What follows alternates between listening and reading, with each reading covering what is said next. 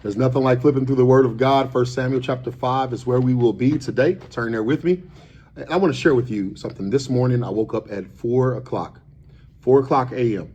When I woke, I hit my alarms, and then I rose up.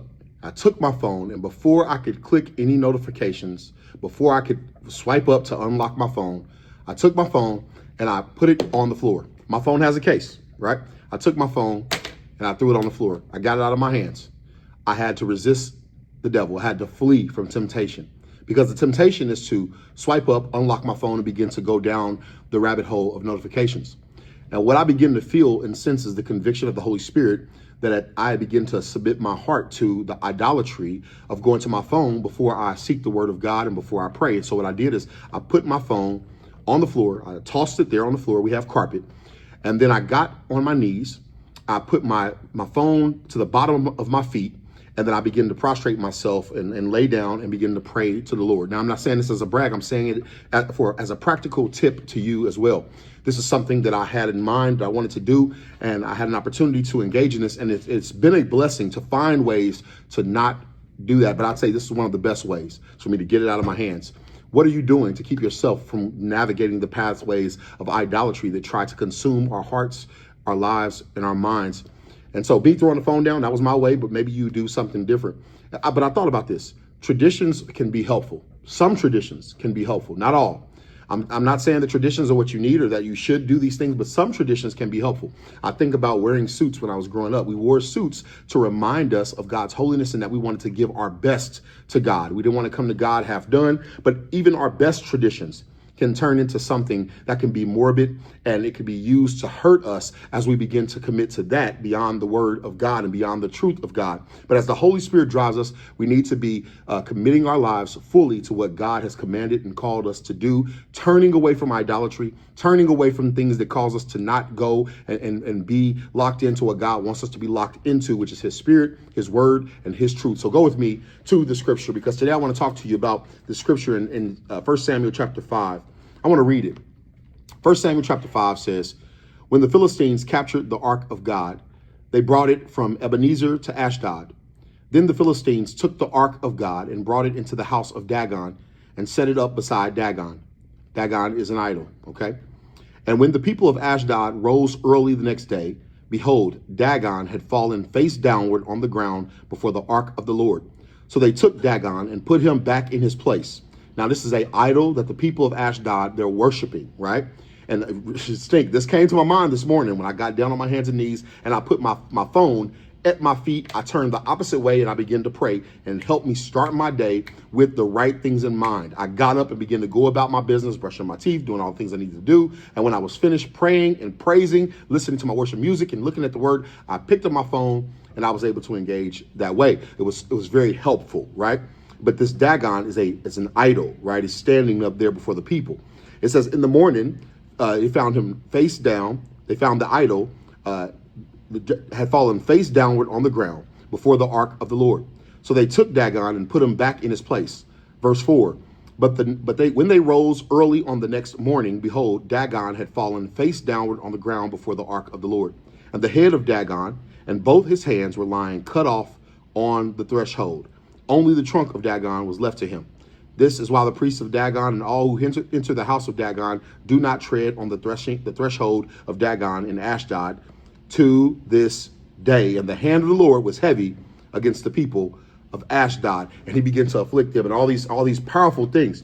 But this blew me away as I was convicted by God and reminded of these words right here this morning in relation to me turning my heart away from the idolatry that can be us clicking through notifications. And I call it idolatry because the Bible says, Jesus made it clear, love the Lord your God with your heart, your mind, your soul, and your strength. Love your neighbor as yourself. And if we have begun to give ourselves to things other than God, if anything becomes our master or takes mastery over us, that is now become an idol in our hearts, and we can't give ourselves fully to God when we're serving something else. Think about the scripture where it says you cannot serve God and money. You cannot serve God and mammon. You can't be torn. A house divided cannot stand. Your house needs to be committed, focused, and determined to please the Lord God by loving him with all your heart, your mind, your soul, and your strength. If you have idols in your life, you need to know God will tear those things down because you are his child. He loves you, and he's going to help you by disciplining you and bringing you to himself. And here's the beauty. God knows how to discipline us better than any human parent ever could, because he knows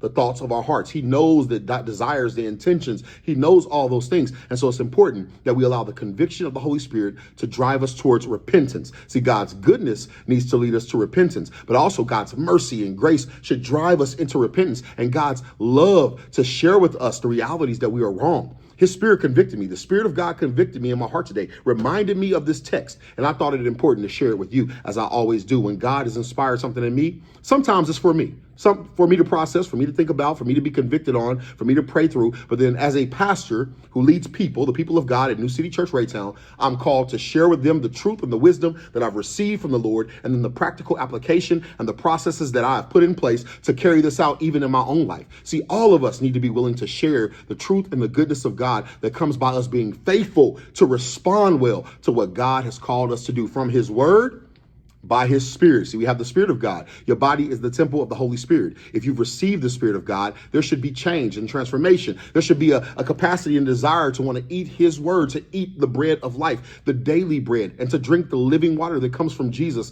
himself. And so it's important that we allow the conviction of the Spirit to drive us, and that we learn to obey God. Matthew 28:19 says, "Go ye therefore and teach all nations, baptizing them in the name of the Father, the Son, and the Holy Spirit, teaching them to observe all that I have commanded," teaching them to observe, to obey all that I have commanded. And lo, I'm with you always, even to the end of the age. He's right here with us right now through his Holy Spirit, leading us and guiding us. He says, if you love me and you keep my commands, I'll come make my residence with you. How powerful is it that we have the Holy Spirit of God, the God of all creation, the one who hung the moon and the stars in the sky, the one who keeps the sun just far enough from the earth that we don't burn up and we don't freeze to death. Like, God has established the calendar year, the years and the days, and we have this awesome, wonderful God. We see the trees. Creation displays his being. This same God has given us his Spirit to dwell with us and in us. How powerful is it when you finally recognize that and you begin to live by faith, as it says in Hebrews 11, chapter 6. Like, without faith, it's impossible to please him. So we must have faith. So we learn to obey, allow the conviction of the Holy Spirit to drive us. And as we respond in obedience and we become good soil and we allow the seeds of the word of God to penetrate our hearts and we burst forth with life, then we will experience the blessings of obedience that are tied to what you feel and what you sense deep in the core of your being as your soul begins to prosper. Some of us are struggling because our souls are not prospering because we're not obeying God. You can't think you're going to disobey God and live in the blessings of God. If you're disobeying God, you're walking down the broad path. And the broad path leads to destruction. The Bible says there's a way that seems right to a man, but the end thereof is destruction. The way that leads to life is narrow, and there are few who find it.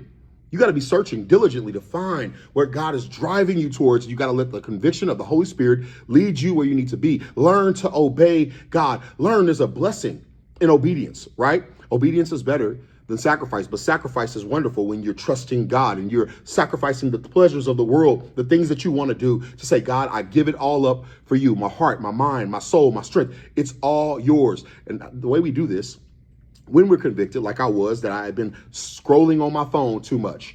Man, I was convicted, and the Lord had to drive in me home the point of this Dagon story in 1 Samuel chapter 5, which finds its completion in chapter 7. I'll be doing a sermon series on this one day. But Dagon was brought down before God. They put Dagon back up, and then Dagon was brought down again. The people did not repent. They kept doing what they was doing in that moment. And then God paid it off by them having to go through some suffering and judgment that came from God as he in his sovereignty and power brought Dagon to the floor as they tried to set the Ark of the Covenant next to a false God, a fake God. God showed that he's the only one with power. And so throw your phones at your feet. Throw that thing at your feet. And you should be doing that anyway. The Bible says, cast all your cares to the Lord and he'll give you rest, right? And so we take those idols, those things that cause you to do things outside of the will of God, and throw those at the feet of the Lord Jesus, but also throw it at your feet, especially and specifically your phone. When you wake up in the morning and you turn off that snooze button, don't go to the notifications. Take the phone and drop it. This way you have to get on the ground.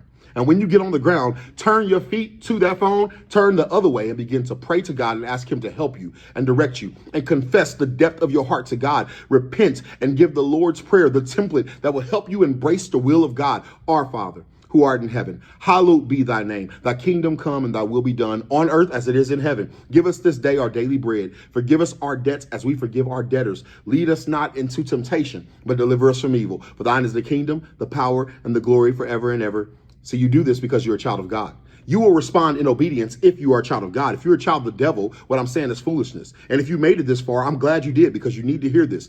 If you have not been born again, you will not inherit the kingdom of heaven. See, if you have not been born again, you are still a child of the devil. If you're born again, you're a child of God. If you're just out here living, you just haven't been born again, you need to know you are created in the image of God, the Imago Dei, but you are not a child of God. And until you are born again, you cannot experience the power of what I'm saying. So if you feel God knocking on your heart, go ahead and respond. Stop ignoring God, his truth, his spirit, his love for you. He loved you so much. He gave his only begotten son, that whosoever believes in him should not perish, but have everlasting life. What are you perishing from? You're perishing from the wrath of God that is to come. When he comes on that great day, if you are not saved and if your name is not written in the Lamb's book of life, that comes from your new birth, then man, you're going to be cast into the lake that burns with fire and sulfur. But if you have been saved, you will receive eternal life. You'll stand before God and you'll hear, well done, good and faithful servant. So if you're at the place, the fork in the road, where you hear God, you kind of sense the spirit convicting you, I want you to respond. Ask the Lord into your heart beyond just this simple act, but turn and become obedient. Embrace the word. Find you a healthy church.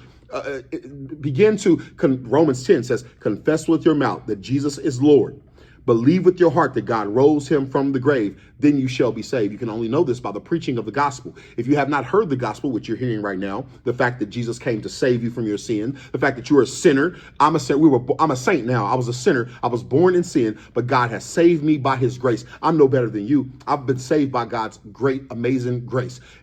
I believed, I confessed, I repented, I've turned from my sins. I've given my life to God. And he says, nothing can separate you from the love of God that's in Christ Jesus. But you must be in Christ Jesus. And if you've been born again, then nothing can separate you. Not life, not death, not angels, not principalities, not powers, nothing. And here's the beautiful thing. God will complete the good work that he has begun in you. So if you have repented, wonderful. You're a child of God. You've been born again. If you have not, this is your opportunity. Confess with your mouth that Jesus is your Lord. Give him your whole heart. And yeah, it's going to take practice. You have to practice righteousness. Just like you practice sin, you have to practice righteousness. Find you a healthy, well-balanced church. Some people to speak into your life that you can trust. If you don't know who these people are, begin to pray. Lord, help me. Send me the people that I can trust that are doing your will. And God is absolutely going to honor that request. And he is absolutely going to send you where you need to be with people who can help you grow on this journey. God will absolutely do that. It's time for you to repent.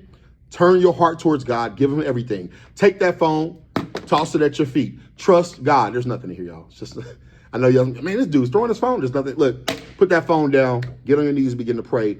Give it all to God. Check this out. Last thing. Don't make God have to do it for you. So I want you to hear this clearly. Don't make God have to get you right. If you're a child of God, don't make him have to get it right. He's going to help you. The Bible says in Hebrews 12:6, the Lord disciplines the ones that he loves. He disciplines the ones that he loves. He loves you. He wants you to be sanctified.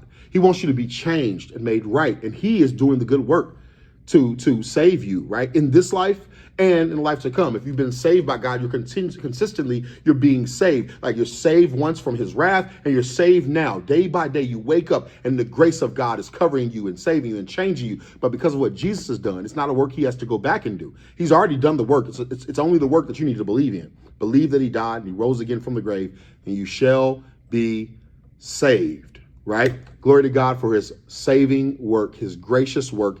Let's take those idols, throw them down.